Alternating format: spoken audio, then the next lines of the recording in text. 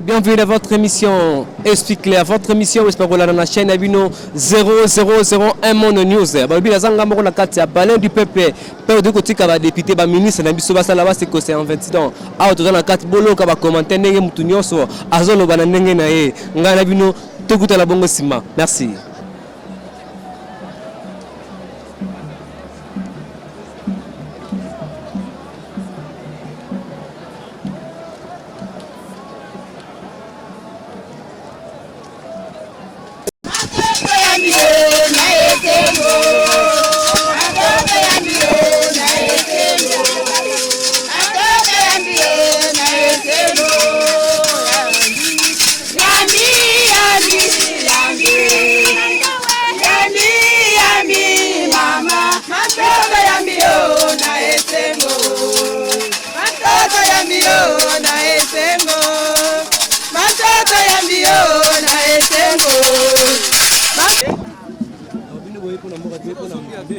Oye pona mboka mobimba pona ekolo na biso ya Kongo yango tomoni bakonzi na biso ya Kongo bazali awa ndango tolandaki bango tobetela bango maboko tosepelisa bango bapolisier baboyi tokota na kati yango omona ndenge totelenga na banda awa na votre alfi na yo mboka o ekoma ndenge nini ndenge tokanisa malamu mboka ebonga papa bongisa mboka vie sociale ezala bien tozala kimia tozala bien courant mai kolia na biso bana minerval ezala bien bana biso baotanga bien te minerval eleki cher vie sociale mpe eza bien te eza mabe makasi tosufri na Congo Brazza batangaka ya pamba biso mpe tolingi mpe bakontina biso mpe bazwa systeme wana bana na biso bafuta ata mbongo moko ya mokie nde yango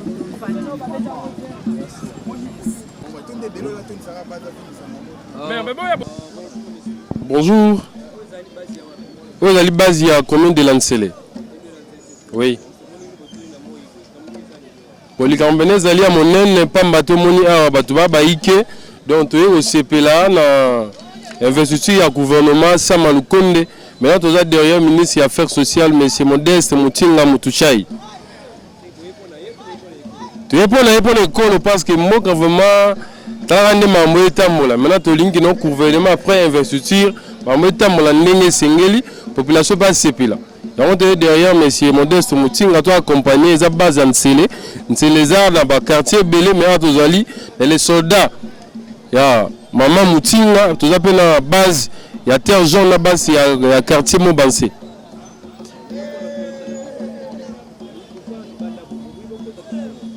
C'est pas bon toi qui on peut en retard ba baki baliboso déjà baza na kati tala ba mbogo senge mutu nyoso te assister na kati wali banda to accompagner bango to ensemble na ba.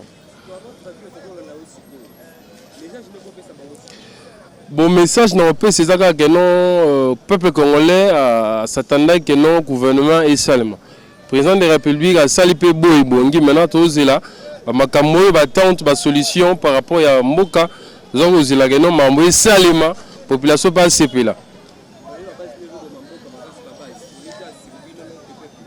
Non base pour mamboka parce que na base ba leader bazali na sima pa ya base wana to kotambu sa message e uta likolo. Donc mon candidat biso ya PDG monsieur Modeste Mutinga a reçu message likolo a même biso pe base e bi moya ko distribuer en petit là on fait fond ya ba quartier ça. Nani azaulanda? Ouais, président de la République. Oh, ok, merci. Na repé ça monsieur Modeste message dans les aboyés. Vous allez que non ministère des Affaires sociales.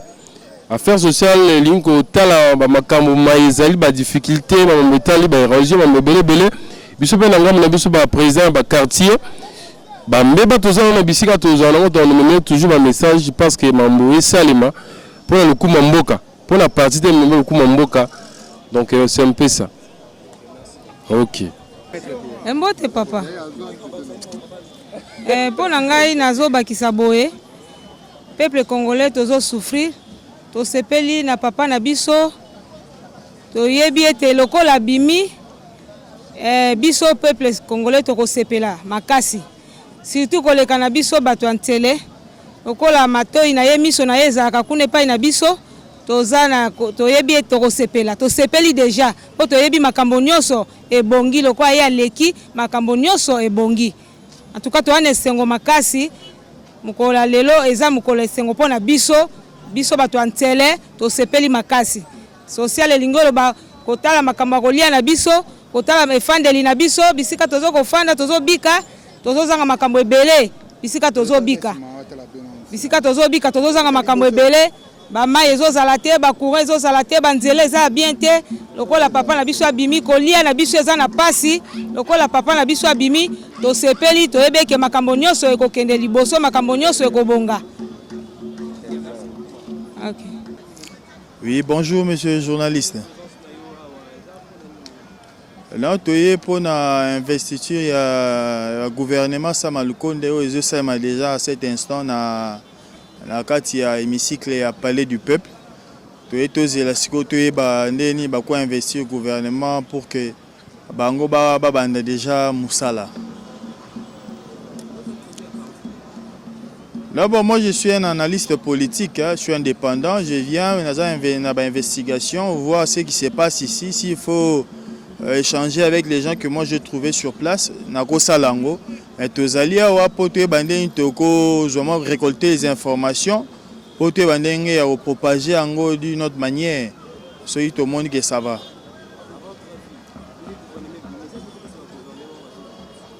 Au lobby, pardon?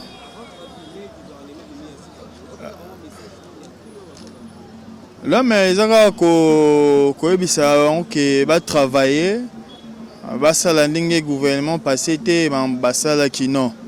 Le peuple attend ce gouvernement-là, solution à plusieurs problèmes. Bango baye, ba révolté, homme de terrain, qui t'a rappelé baye bandé nini, magambozo salama à niveau à cité.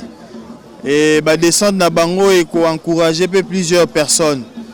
C'est un peu ça où on a ça ministre Barobanda Moussala incessamment. Ok, je vous en prie. Bonjour, messieurs les journalistes. Bon, maloba à lobby, et ça maloba monga malam.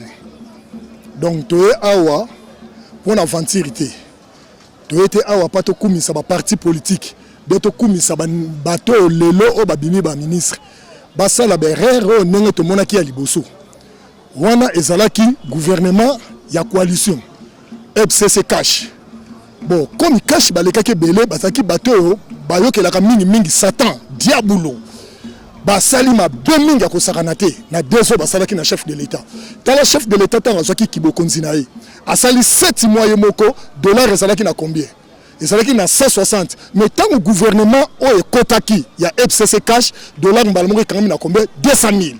Mais na ministre au biloko kolia et mati dollars ezalaka na 200 000.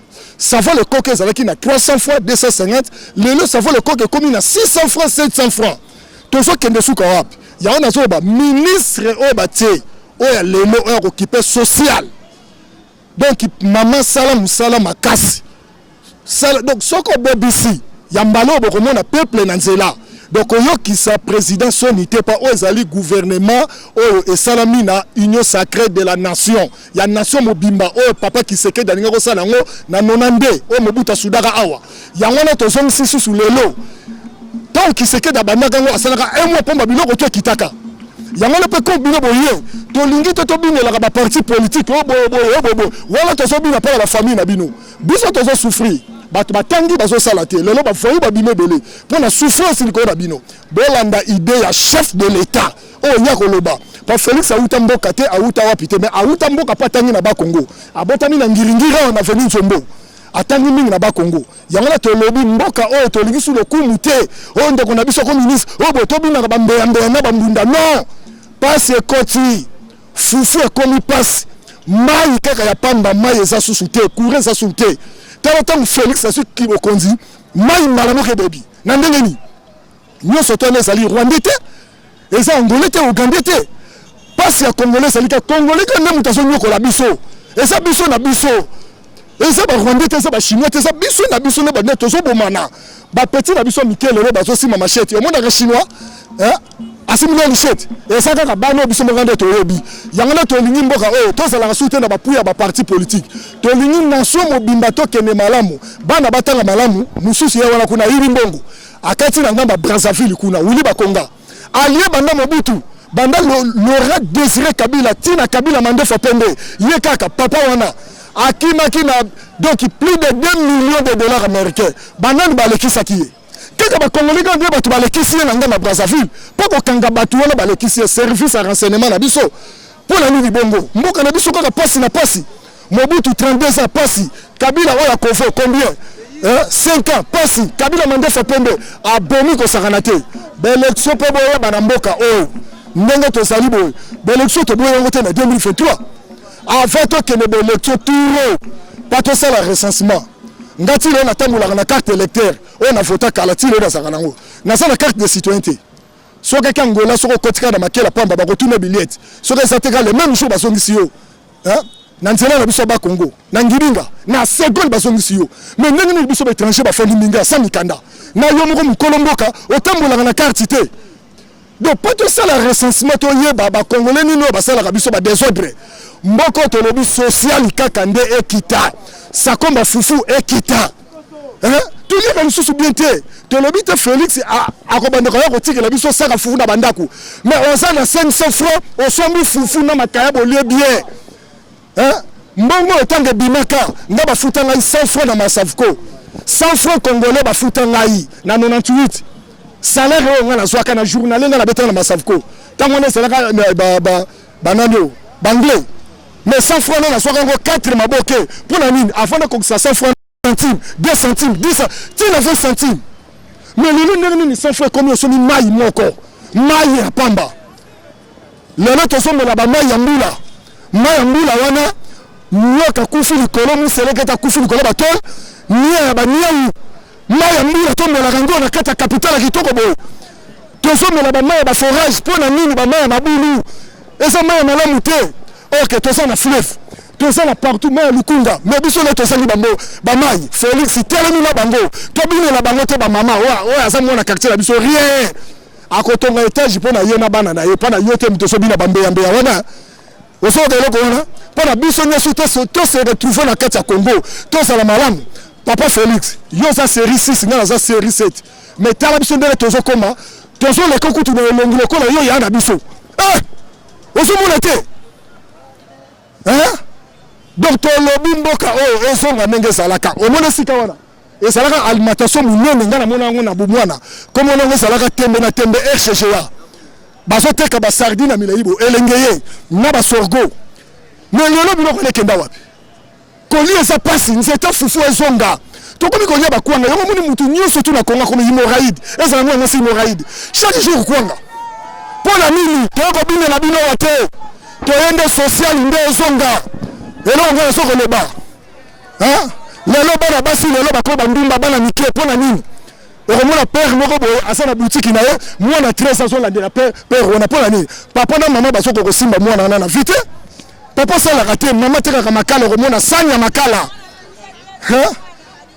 papa Félix osala musala bino batu bezola na belecture na tangeli bino nanu bemba kutu na zoyo kayete pardon ye fonda na yo mais na tangi nanu bato basoko wela belecture bata ba est kuna oyebengo bino besi okabula mboka oyo bino batakatanga na 1960 kasafu basalaka na mboka oyo bino basalaka désordre chombe tanga kabula mboka asalaka 3 ans afungonda mbongo na ye to lingi musu na kambwana te Congo c'est eloko moko pe na soko senga ba province nyonso tout 24 provinces combien et ça lisusu te so 26 et so ngandenge salaki 11 basalaki yeje président fungula misu tina kata armée wana ba étranger basebele ba général babatembe bele place wana fungula misu kokuta na bango pomba tengana na soko yebisa yo yebite fungula misu président biso to yebi banda kwa batu wana sala tu nanga komu konzibo yo kaka pe biso kolanda ka bataba costume ka tena ba cravate bazande ngo na biso bango baso okumisa kaka yo po okuta na biso te ya ko solo na biso oso yo biso to yebi batu wana nde bazali to pesi bango lelo ba carte ya ba congolais ngala sa mutembu 100% na nzela kimpemba mutambu ko boni babogela mutambu munu osoyoka nazokumisa yo te koloba te nazokumisa yo nazomona oyo yo biso te bato tofotaki yo nga bafotaki yo te ezali nzambe na likolo moto afotaki yo atyo na mokili oyo mpo olongola bandoki nyonso tu Janine Mabunda kwei tamo mwamba oyo aza na libandi oyo mwasi na kata ke suki na lati ye mpe so akwei bango nyonso tu bakwei lelo osali gouvernement union sacré pour na peuple congolais pour na kobongisa peuple congolais gouvernement oyo ezali te gouvernement désordre soki bayoki yo bakangi yo nzela lokolo ya nini kuna selembao to présentaki babisi ya combien ezalaki combien babisi wana soki 300 combien soki 330 baprésentaki babisi yao mais nzela selembao baza na 4 bis babisi yango toke wapi batinda mosu na katanga nzela wana babe ok selembao route wana ebombi bacommune ebele ngiringi aza na kati wana bakita bamataka ale même bis lingwala bis moko ngaliema oyo wapi peni mais baza na 4 bis embouteillage pa yango na kaka kene tala lelo banzela oyo lelo oyo nyoto sala nyonso tu wana elengesa soki yo ye mukolo oyo ya babinisi ba tracteur batie wana balo batie chef de l'état tozo osala soki yo sato ba pesa mu Kongo ba diminuer misala to lingi sala ka 2 semaines oyo kotala nzela to lingi na liboso nzeta fufu na soko telimina kaka nzeta fufu soko tie po lelo na bana mike soko tienda po ta po bo asuminya mukilo kwa miseregete po na nini azoli asu mingi te bana bali ka suite to comme letsa bana ba tricomisato pa libuma mwana sa suite santé sa suite mais soki mwana komoza a komino kolia malamu kotanga malamu wuli ba konga yo wana kuna est-ce que esa yo déjà na mboko to yebi nanu te bazongisa ye akota selembao bino batu bozo banda musala soki jeudi soki mukoloni bosalela parti na yote osalela nini te salela idée à chef de l'état sera le bino mini ngaku na sotelemina na musute yo ministre santé so babino kitisa fufu ça va fufu kita ngazo telemina yo ba PDG la pour le la bon signal na résidence mayo zate tozo mela maya mungu sana bele to kosuka wapi papa Félix to fotaki yo nzamba tie na likoleti na se papa sala malamu batu bakobelela ye 200 tato kotombele santate congolais kaka pasi na ye kaka oya monaka soka monika bolamu kaka lelo abini mbeya na soso pe lisala ezoko sala bazoko binga bango nyonso to na suki wana Nzambe merci Nzambe merci pour la mama Motinga na pesi Nzambe merci pour te lelo nkola tomboli papa tozane sengo makasi tozane sengo Nzambe mona papa Nzambe lokola tomboli abana ko bakse mikolo bele nkola pesa mpe mayele o Salomo asengaki Nzambe pesa mayele papa talela biso likambo lokolo komi kuna biso tozali na badara tozana komina nsele tozana badara de papa nzela ebukani avant okoma na mangongele mitu kezole kalisuta na pongo mibale mama salaki libenge dunia munene papa biso tozana courante biso tolala kama olili loko batamboka tokota na ndako na 18h papa lokolo komi kuna kanisela biso papa biso tozabana na yo papa tolala mulilo kwa batamboka tozana courante tozana nzela te tozana mai te papa tozonyokwama soki elangeye awa tozobika na mambula soki elangeye tokende wapi papa yango Nzambe lokolo biso toyokaki papa ko ministre totiki misala na biso ngo tokimi libangu toye papa tala badara bibi tala mopanzi wana kura ezate bobosa ni biso pona nini mpasa baji kura bibo baji kura biso na badara toji kura te pona nini yango wana papa na pesi Nzambe merci ndengolo ya tomboli yo tala biso koboka biso to tozabana na yo koboka biso te na Kongo na Yesu merci papa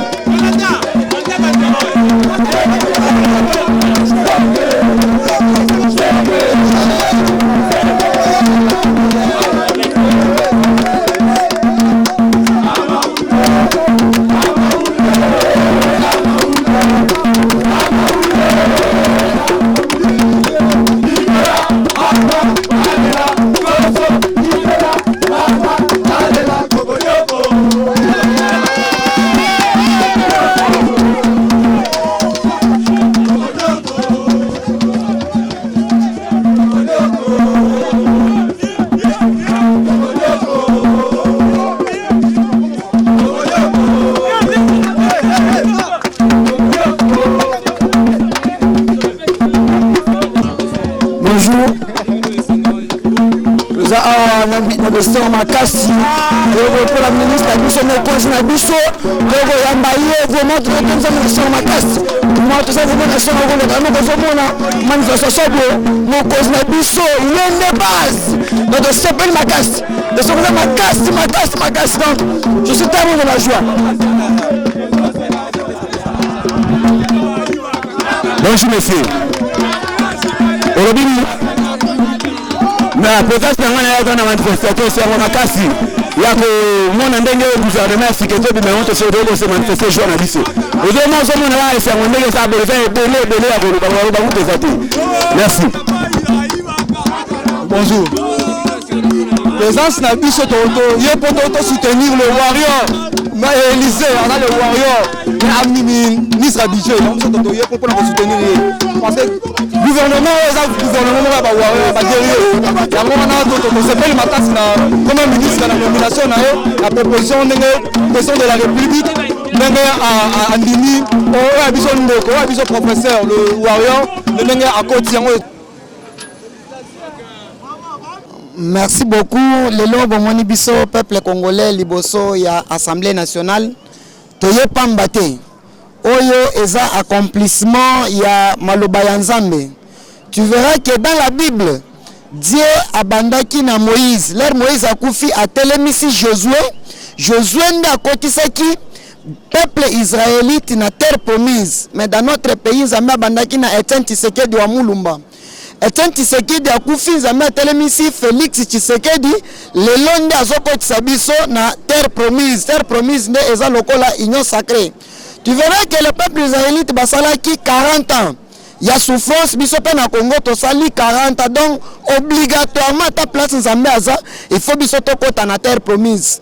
Une année au Etienne Tshisekedi wa Mulumba bundaki pour que le peuple congolais balata cravate. 37 ans au UDPS a sali à l'île, plus 2 ans au Félix a outi ko sali la transition sans Joseph Kabila, ce qui a totalisé ça fait 40 ans. Mais rouge Zalaki Assemblée nationale, na gouvernement, il y a Papa Ilunkamba. Aujourd'hui tous ils sont partis. Alors gouvernement Sama Lukonde, eza gouvernement, lokola gouvernement nyosote, eza gouvernement ya baguerrier. Pambate biso pe moyen to vanda na banda ko ezalaki te, nous sommes organisés pour venir accompagner gouvernement oyo ezokotisa biso na terre promise. En tout cas, peuple congolais to pesa bango chance, to soutenir bango na discours na yeto yoki onyo sotolobaka ona banzela na ba quartier na ba parking banini wana, il vient de le dire, il vient de le présenter dans son programme. Alors soutenons notre gouvernement d'union sacrée. 40 ans après souffrance, maintenant nous sommes obligés de côté na terre promise au eza lokola union sacrée. Merci. Moi, on a 12 ans, on a 10e mairie limité, président parlement debout. Awa, tous allez liboso, il a parlé du peuple. Pour na koyok sa oh banguna balobaki ke makambo ko sala mate koyok sa bango soni, puisque pouvoir oyo ezali pouvoir mututu azozela. Pouvoir oyo balobaka ya mafuta ya nzoyo yangoyo. O baluba balobaka bwichi ni mabele. C'est-à-dire premier ministre mwana muke. Oh, Samuel Lukonde, moi, 44 ans, à Kovani Samasolo. Na, président Naye Fati Beton, Bako Sunga, peuple congolais, na social. C'est pour cela, Bomoni, on a parlé du peuple, tout ça, plein Libanda, na kati peu plein moyen pour le besate. Yango wana, ilunga lukamba, tolobaki, mukolo mosusu akoloka son. Yango son, lelo ebeteliye. Janine Mabunda, entamwe mwamba. Toebisaki bango mukolo mosusu bokotuna ngulu. Lelo ngulu, eleleli bango, ngulu alobi tuna meme wangani. Awa ezali ambiance sur ambiance ya gouvernement ya sika likambo ya mutu ya baye baboye match soki ezobeta majoueur azui choc batelemisa match mais so batelemisi match ba récupérer ka minute wana yango tozo récupérer 2 ans oyo bango balekisili biso Fati Beton ndenge ba installer gouvernement lelo mandat ya Fati pe ebandi lelo compteur à 0 olinga te Fati président ya mboka olinga te Samuel Lukonde premier ministre yango wana mwana 12 ans oyo ka kwesa base na Genève yango wana o Genève kweya c'est mwana 12 ans yeyo azali boso ya parler du peuple olinga te compteur à 0 ti mokolo yesu akoya ebele akolobeza te social esevandi gouvernement ya kala bamiyibi nyonso bayibaki place na bango selembao exemple bomoni wini bakonga te akimi nini ebendi ye lusambo ya bapeuple congolais akokota selembao puisque aza moyibi aza ye moko te baza ebele pasteur ali mwana 12 ans ebele akolobeza te tosambela mpo na faci beton azali libanda ya mboka azali na mboka France pa ya Macron kala mingi te akozonga me mokonzi ali banda mboka mbe na mboka na ye RDC Congo kitoko sai awa ambiance kitoko makasi makelele eza te makambo esalama na kati ya palais du peuple gaz eza te bato bazoki te bato babundi te c'est-à-dire Josué oyo bato bazelaki faci beton yeyo bato tu tala miziki ndenge ezobeta bato bamemi na bagroupe électrogène na babafle bazobeta musique mpo na ambiance ezocontinue ti mokolo yesu akoya faci kaka avant tokende élection recensement mpo toyebake nyama ya okapi oyo baboma etikala combien zèbre etikala combien etoyeba forêt équatoriale babuki bakwesa banzete oyo etikala eza combien yango wana tokokende élection boye te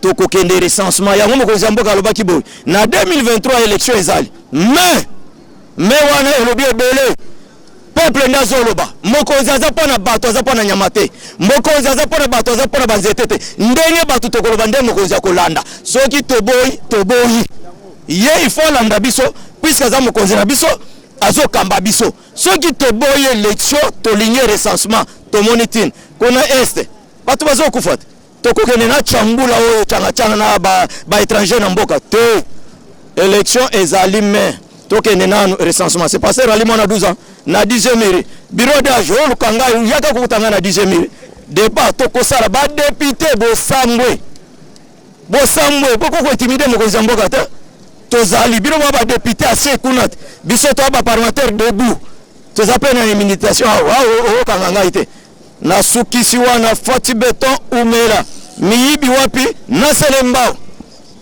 okason yango lelo komonani Pascal Prosper Mkulumania. Pascal Prosper. Oui, tozali awa lelo na investiture ya gouvernement Sama Lukonde. Tomoni déjà banderole boye ko soutenir madame Irène Sambo parce qu'elle a reconduite na gouvernement oyo. Vos impressions? Merci mingi. Esengela ki mama oyo azala reconduite puisque asia bandaki na vision ya président de la République dès sa nomination. Et tozala komona mabeke moko na biso mususu aleka ko succéder ye na changement oyo e bongaki kaka ye moko a continuer na vision ti na suka ya mandat ya président Félix Antoine Tshisekedi Chilombo. Tozali kozela mingi kolongola ba personnes vivant avec handicap na bassesse ya vie bazali komene pona ko longola bango na vie ya bassesse esengeli d'abord ko passer na ba construction ya ba école ya ba aveugle école ya ba sourd-muet ba école wana ba benga ba école spécialisée pour l'enseignement spécial des élèves aveugles ou élèves sourds-muets. Pour bande na biso ba handicapé moteur bango bazana problème penza ya enseignement spécialité pour ezangi bango ezalinde ba membre tantôt membre inférieur ou bien membre supérieur. S'il vous plaît président, sans vous couper la parole. Nous sommes nos bazali projet ezana mesa ya ministre Irène Sambo ou bien ezali ba projet association na bino. Non, to fanda na ye avant basa la changement ya gouvernement yango to bundaki penzaki aleka po biloko wana to fandela ki nango na mesa asalela ngo na kati ya gouvernement oyo ya Jean-Michel. Est-ce que vous êtes bien organisé au niveau de l'association Abino? Bon oui, pour certaines biso tous allés organiser. L'association ils ont beaucoup bien il y a des personnes vivant avec handicap. Ils allaient belé. Alors il y a bien président siège Zawabi. ya biso ezali na avenue Pemba numéro 16 Barce quartier 3 commune ya Masina Verrai. Alors message Yasuka, moi Yasuka par rapport à investi à Lelo. En dehors il y a madame Irène de Sambo où elle a représenté bien le gouvernement. Un mot par rapport à l'ensemble de l'équipe. Bon, à l'ensemble de l'équipe, tous à côté les personnes handicapées nous sont soutenir maman Oyo.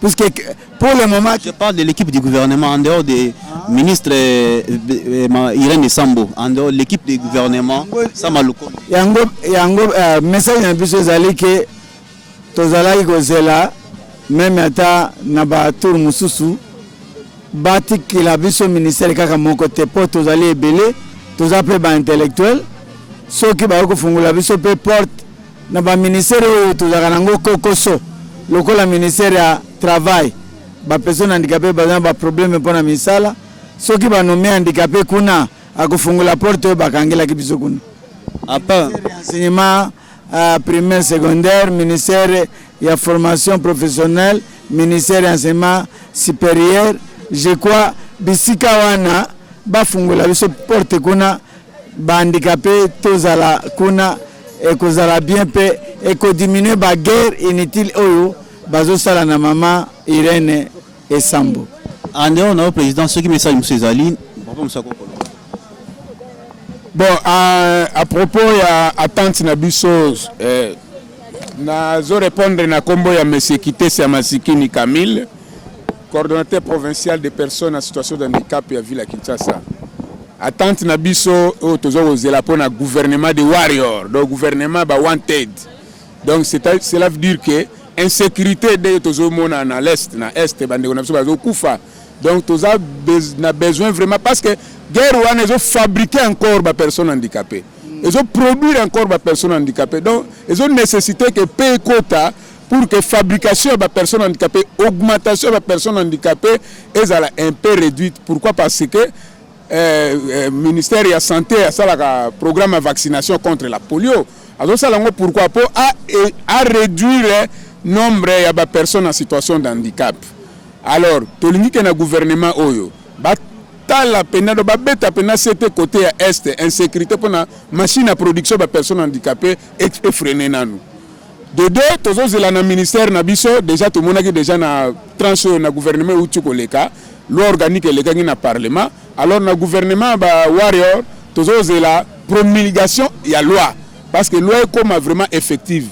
Bien que ça dépend des honorables députés, mais publications alors. Bien sûr, ça dépend honorable, il y a honorable député, mais mutakope sa impulsion pour makasi, ils dépendent de la ministre Nabiso.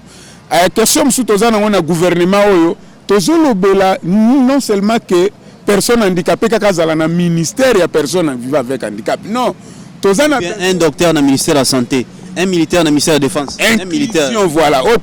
Inclusion. Donc, inclusion fait ça dans le domaine parce que la question de handicap, c'est une question transversale.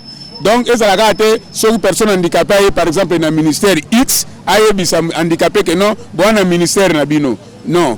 Donc, c'est ce que nous voulons dans le ministère Oyo. Tous à la vraiment ministère Moko Oyo, ils ont représenté la catégorie Nyos. Merci beaucoup, Cordon. Merci beaucoup. Mbote maman. Mbote papa na biso. Biso awa toye pona tina ya bandikape babengisi biso epa mama Irène. Toye ko fete longo na ye pona tina ko lakisa ba besoin pe ba difficulté tozanango. Tozali na Tchangu na commune de Lansele. Tout précisément na plaza sur l'avenue des antennes numéro 1. Tozali Fédération des coopératives agricoles du Congo. Biso tozali wana tozali ONG ezali na bandicapé, borphelin, baveve, balbinos na ba moteur. Tozo ko encadrer bango po to longwa na mendicité tozo sala bilanga tozosala élevage, tozali na pisciculture, pe tozali na maraîchage. Na yango kombo ya lisanga na bino kombo nangoni. Lisanga na biso kombo nango FECO en sigle. Elingi kolakisa Fédération des coopératives agricoles chrétiennes du Congo. Et bandi depuis 1995. Message na bino na gouvernement oyo ezali nini? Message na biso ezali ete tozali batu o tozo ko encadrer batu ebele, toza na terrain na biso eza 500 hectares sur le plateau de Bateke, comme tozo sala na maboko tozo kokate ko produire ebele poto lesa batu. Poto zwambongo to sunga bana na biso batanga poto zo remarquer bana bandicapé ebele bazo tanga te par manque de moyens. Comme biso toza na terrain na biso eza 500 hectares, tozo senga na mokonzi ya mboka vraiment alukela biso tracteur, engin agricole, tracteur. Comme toza pe na machine na biso ya transformation ya manioc, toza na moulin na biso production eza mukie, moyen to zwa penza elan kokende liboso eza te. Yango tosengi soki kaka engin wana tracteur emonani vraiment toko produire plus, toko lesa pe population ya Kinshasa. Au lieu tokenda komandie na ba bureau na ba wenze partout ba mona kabiso ba handicapé ko senga to boyi ko senga soki mutu eza maboko eza ya kobela ou bien mukongo mutu eza ya kobela te. Un handicapé soki aza aveugle, moi sine aza aveugle te, bana pe baza ba aveugle te. Soki makolo pe bela naza mwasi mobali abela makolo te. Yango wana biso ba handicapé tozo contribuer na développement ya mboka na biso selon vision ya chef de l'État. Message ya suka pona mama Irene mpanda binezani. Mama Irene topesi merci na ndenge abundi papa abimisi ministère oyo batikala ko bimisa yango te banda bambule leka comme awa mama Irene a telemito ebike azape femme ya développement. Biso to tambole longo na ye to soutenir ye pe a soutenir biso na ba activité agricole.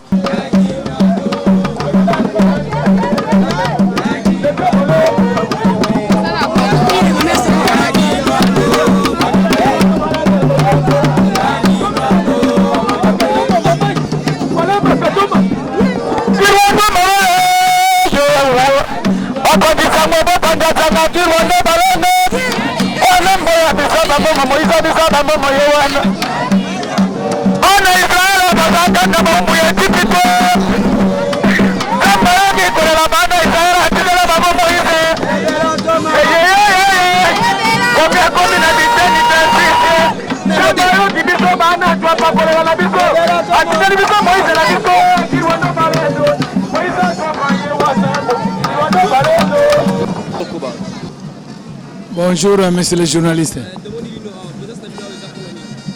Bon, présence Nabiso ezali awa pona ko accompagner vision chef de l'État na oetali gouvernement ya Sama Lukonde. Oyo biso pe tozali partie prenante na kati. Ndeti na toye ko accompagner gouvernement oya ya Sama Lukonde. Biso tozali les partis Lumumbi signifié moko. Pour Palou ezali moko ezami balete. Donc Palou ezali moko na structure na biso o ezako kambama na secrétaire général Willy Makiash ici à Congrès. Bon, message na biso ezali essayer to accompagner gouvernement oyo parce que les Palou c'est le Congo. Les Palou c'est l'histoire. Les Palou c'est la politique ya Congo. Donc sans Palou c'est sans Congo.